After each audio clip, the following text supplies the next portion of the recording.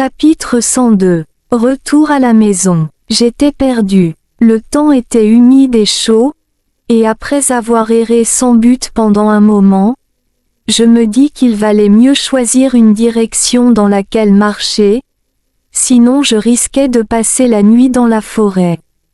Si j'avais la chance de trouver une route ou une maison à proximité, je pourrais trouver un abri ou faire du stop pour me rendre à la ville la plus proche. Je me trouvais dans une forêt sèche à feuilles persistantes, où le sol était aussi sec et dur que de la roche, et où l'eau était presque inexistante. Je ne m'attendais pas à rencontrer des animaux sauvages, car l'environnement était si sec que même les arbres étaient presque morts, un climat si hostile que la plupart des animaux n'auraient pas pu y survivre. Je ne savais pas quelle direction prendre en descendant la colline. Quand je m'arrêtais, il régnait un silence total, interrompu seulement par le bruit d'un véhicule au loin. Je me concentrais sur la direction d'où venait ce son. Quand j'en fus certain, je me dirigeais immédiatement vers la source du bruit. Je continuai à marcher encore une demi-heure, mais je ne vis aucun signe de route. Je m'arrêtai pour écouter à nouveau, mais je n'entendis rien. Frustré, je m'assis par terre pour me reposer. Peut-être que je vais dans la mauvaise direction, me dis-je.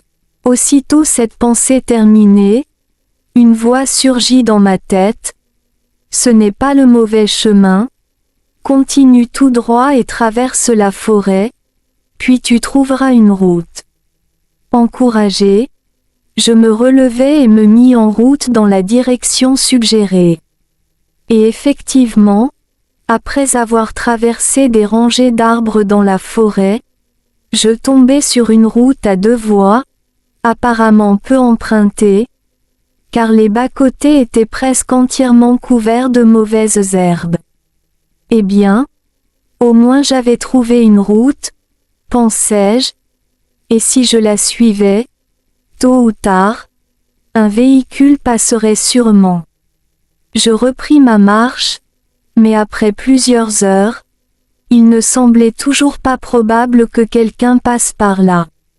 Soudain, je ressentis une forte faim, me rappelant que cela faisait déjà environ 7 ou 8 heures depuis la dernière fois que j'avais mangé ou bu quelque chose. Je regardais autour de moi mais ne trouvais rien de comestible. Il n'y avait que des feuilles sèches et des mauvaises herbes épineuses sur le bord de la route. Un instant, je pensais que je pourrais peut-être mourir de déshydratation ou de faim si je ne trouvais pas d'aide bientôt. Sorti de nulle part, j'entendis un véhicule monter la colline, accélérant en première vitesse et peinant bruyamment, poussant au maximum ses chevaux pour gravir la pente raide. Un instant plus tard, une camionnette apparut au bout de la route, luttant pour grimper la dernière colline. Je me mis à agiter frénétiquement les bras pour attirer l'attention du conducteur, et il me vit. Le bruit du moteur baissa immédiatement et la camionnette ralentit, ravivant mon espoir de faire du stop.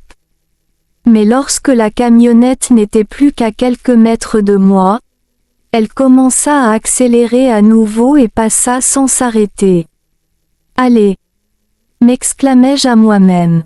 Je regardais la camionnette s'éloigner, espérant qu'il changerait d'avis et s'arrêterait pour moi, mais il continua sa route et la camionnette disparut de ma vue.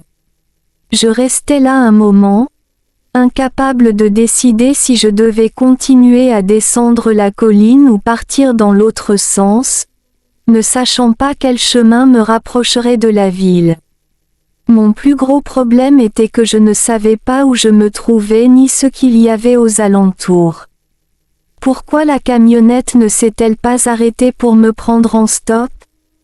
Me demandai-je en regardant mes vêtements, et je compris immédiatement la réponse. Je portais une chemise en coton tissée à la main avec un pantalon ample.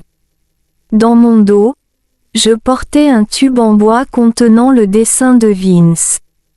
Mais surtout, j'avais un grand couteau glissé sous ma ceinture à l'avant. Avec ce que je portais, je ressemblais à un membre d'une tribu montagnarde. Ce devaient être mes vêtements et le couteau qui avait rendu le conducteur de la camionnette méfiant de mon caractère et de mes intentions en faisant du stop à cette heure de la nuit. Il avait probablement pensé que j'étais sur le point de le voler. Alors que le soleil était sur le point de disparaître sous l'horizon, j'accélérai le pas et descendis la colline plus rapidement, sans savoir ce que j'allais découvrir. Une autre heure passa, et le ciel devenait de plus en plus sombre, lorsque j'entendis à nouveau une voiture descendre la colline au loin. Je m'arrêtai et tendis le bras pour faire du stop encore une fois. Mais cette fois, je retirai rapidement le couteau et le cachai derrière moi. Ensuite, je me retournai pour faire face à la voiture qui arrivait. Je vis d'abord les phares du véhicule approchant après qu'il eut pris le virage. Apparemment, le conducteur ne m'avait pas vu dans la pénombre du soir, car il passa devant moi avant de freiner brusquement et de s'arrêter à une vingtaine ou trentaine de mètres plus loin. Je courus rapidement vers le vieux pick-up cabossé avec une benne arrière ouverte. « Bonjour monsieur.